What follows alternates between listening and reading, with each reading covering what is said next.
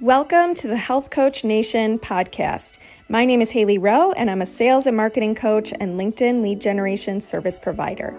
I work with health, life, and mindset coaches and online service-based business owners to help them get more sales, shift their time to the client-generating activities instead of just the busy work, and overcome that social media overwhelm. Let's get into the show. If you're ready to take on your next paying clients, I have good news. My free 4 Basics of Client Attraction and How to Stand Out class is live at haileyrowe.com/client-attraction. In the class, you're going to learn the top 2 traits I recommend for most coaches and entrepreneurs if they really want to turn this into a career. You're going to learn how you can build demand for your services and stop getting crickets on your posts. You're going to learn the sales roadmap I used to improve my sales conversion rate and help my clients do the same. And you're going to learn so much more. So go to haileyrowe.com/client-attraction and get your copy of the class today. Hey, I am live today with a very special Kevin Kwan. And Kevin, good news for you. You are the very first live guest I'm having on my brand new business page, which is Hailey Rowe-coach for anybody listening to the replay. Go follow me over there because that is the brand new and improved business page. And Kevin, you are an amazing coach and helping so many people with their sales and with their marketing. And so what we're going to talk about today is how coaches can use their 6th sense to sell more aligned. I'm very excited to know what that 6th sense is. But before we get into that, why don't you introduce yourself and what you do, and we'll go from there. Yeah, thanks. And so honored to be the first. Wow, like that's definitely an honor there. So, what I do is I help health coaches, health professionals, and basically anybody who serves the general population market in some type of transformation. And I help empower them in installing a marketing and sales system that uses more belief shifts rather than the regular marketing stuff where it's like pain driven, and implement that into their marketing so that they can sell more aligned, get more clients, and also save time because the system allows you to troubleshoot things and be more focused on what you're doing so you can be intentional. Amazing. I'm going to be taking some notes today. So let's talk about what is kind of helping someone through a belief when it comes to sales. So maybe talk about traditionally what you see and versus how you would approach it with what you're talking about here.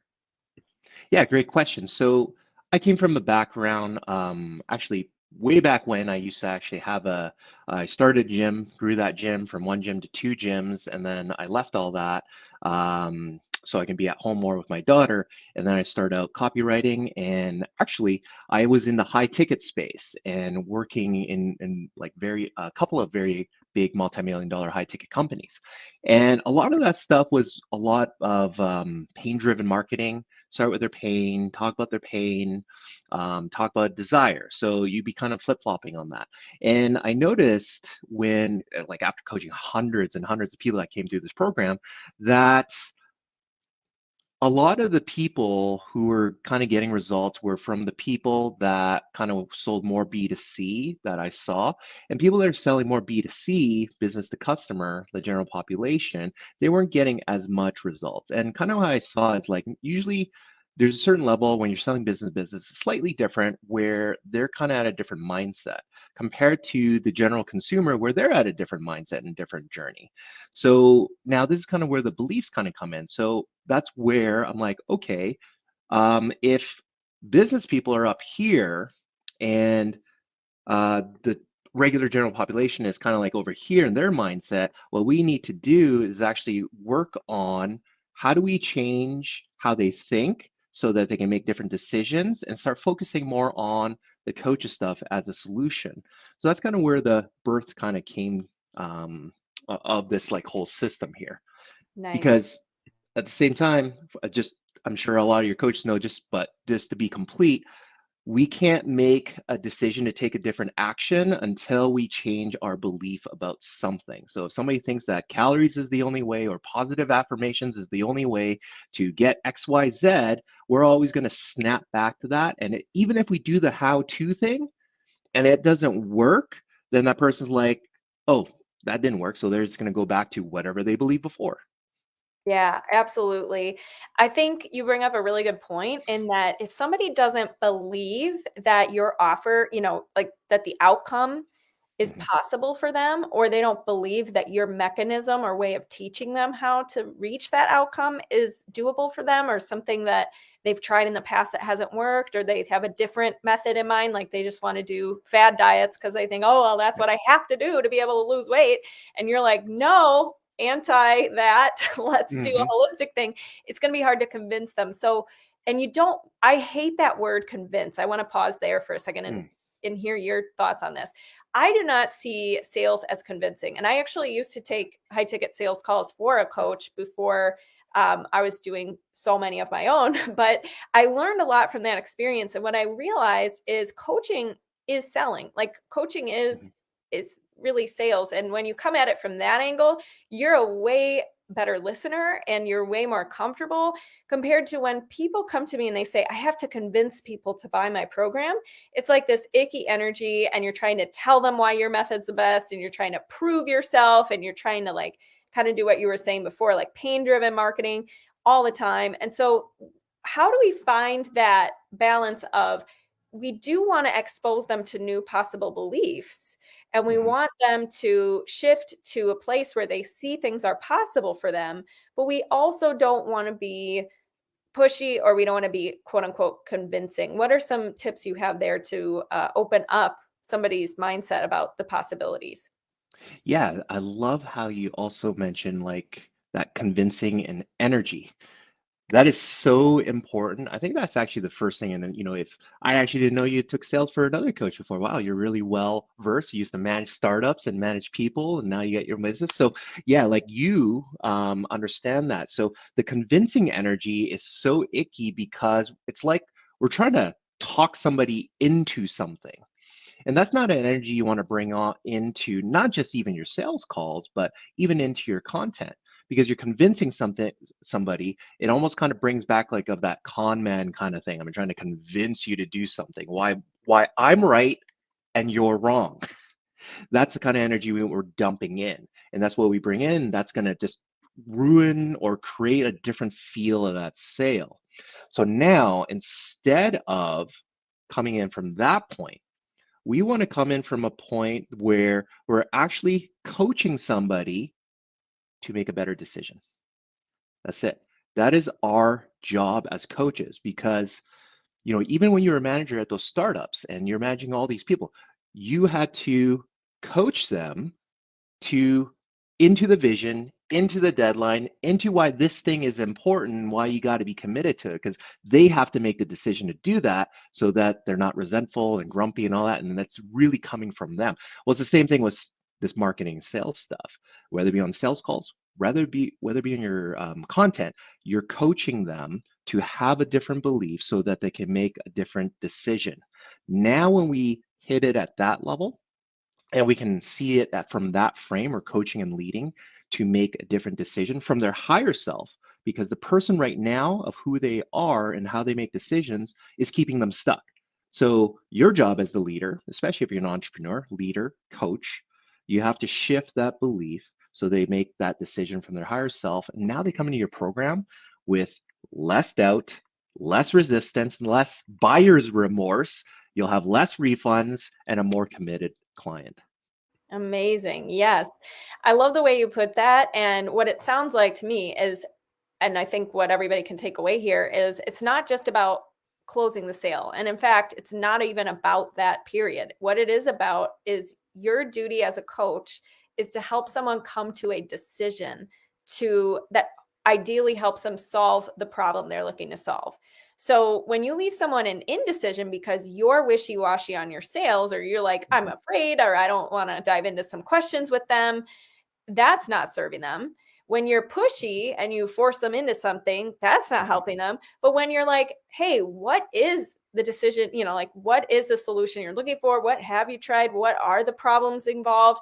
Is this something you're looking to solve? Why? How do you want to solve it? Does this sound like the right solution for you, aka my program?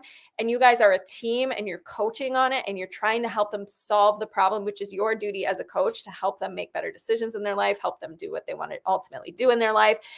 That's where we have to come from with our sales energy. And I think that's when you say sell more aligned, Kevin, what does that mean to you? Tell me more about that.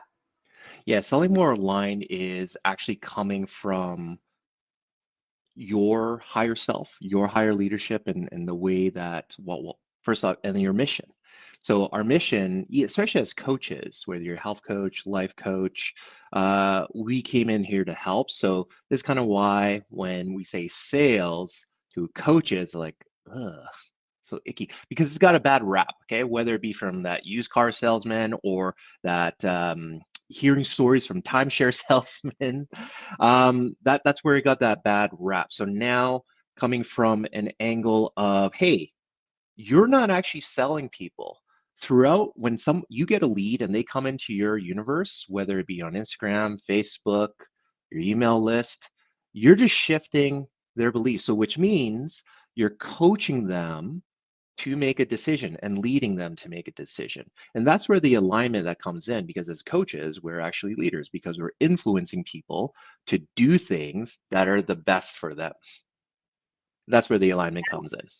And they have to be the one to decide it's best for them and what's best for them and what they want, because it was kind of like what you were saying before. It's really hard to convince someone they need to exercise if they want to sit on their butt all the time. You're not going to win that one, right? Yeah. They have to be ready and want to change. So how do we attract more people in our messaging that want a change?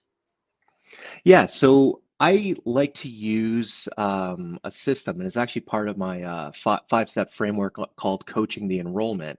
So messaging is the second step after you start attracting people to your ecosystem. And the messaging part, actually, instead of like following a pain-driven model or a pain-driven formula, I use what we call meeting them at their beliefs. And there's actually 5 levels on this one, five stages. Do you mind if I go through it real Yeah, quick? absolutely. I'm ready. Okay, so there's 5 stages, and then if everybody can just picture like a triangle, okay, so think triangle here, and at the bottom of the triangle, that represents where some people can start at, and then we go all the way to the top of the triangle. So bottom of the triangle, that's where some people start at, and they don't know you, and they're not going to buy from you right away. Top of the triangle, they know you, they're probably going to buy from you within like 30 days or less. So the width of the triangle represents how many people are in there. So at the bottom, the base usually has the most, top, the least. And think about the height of the triangle is how long it takes to nurture these people. So back to your question, how do we attract people to make the decision? Well, we work this triangle, and there's about 5 stages. So one of them at the bottom is what we call wants aware. Wants aware people, this is a group of people, and again, there's people all over this triangle. This is the most people. This is like a desire based. They want something. They want to feel better. They want to lose that weight. They want to, get pregnant, like whatever that thing is that you help. They want that, or they don't want something to happen. So how we meet these people with our content to attract them is based off your first 4 lines. So you don't actually need to be novel. You don't need to be crazy with your language because, for the past many, many, many years of internet marketing, people are starting to get burnt out on that. So we want to meet them at their beliefs. So a want to wear could be, let's just use weight loss because it's just easy to use. So let's just say somebody wants to lose weight. Okay, I have 30 pounds and I want to lose weight. But these people don't know the problem holding them back. So I would start off my post saying, do you have 30 pounds of stubborn weight to lose, but you just don't know how, or you keep getting stuck? Every plan you tried, you keep getting stuck. That's going to meet people that want that. And those people are going to read that. And then what we want to end it with is tell them what the problem is. Oh, the problem is your metabolism is dysregulated. Okay, cool. Now I'm aware. Now I'm on to the next stage. So now is the second level when what we call symptom aware. Symptom aware. So these people only know now their symptoms and the problems holding them back. They don't know a solution yet. It's like, oh, I feel all this and I feel that. I tried this and then this doesn't work. So we want to meet these people at the symptom level, whatever they're feeling. Write that in your first 4 lines. And I say the first 4 lines because on most posts, Facebook and Instagram, it starts to cut off on the third or fourth line. So that's important. That's why this is so important. So people who are on that level will click to read that. And then we end the symptom aware level with your solution or a piece of your solution. Try to just do one piece of your solution. Too much, people just don't, they can't remember it. So just pick one part of your process that fixes, let's say, the symptoms of metabolism dysregulation. And let's say you have this thing called metabolic repair. Okay. And that's what I'm going to present in my solution. Now it's going to raise them to another level. And these levels, these people in this group now are aware of promises. Okay, so you are moving people up, and these people are searching everywhere on the internet. They're trying even fringe stuff. It could be acupuncture, it could be freeze your fat off, it could be other nutrition coaches. And at this level, you got to meet them at what they've tried before, what they're looking at, how they're thinking about the solution. The first 4 lines starts with that, and we end off with, again, a piece of your process of how you do it instead. And I like to use a formula at this level called it's not X, it's Y. You want to tell them it's not this that works because this is why it doesn't work. It's this because, and this is why it works. So we're trying to meet them at the belief of where they're at and what they're trying, and then destroy that belief and invalidate the solutions and why your stuff works. So now I'm under the belief, okay, this metabolism repair system really works. It sounds like what I'm missing. Oh, that's why those things didn't work. Now I move up to another level. Okay, the another level is what we call process aware. Process aware is more like the coaching process.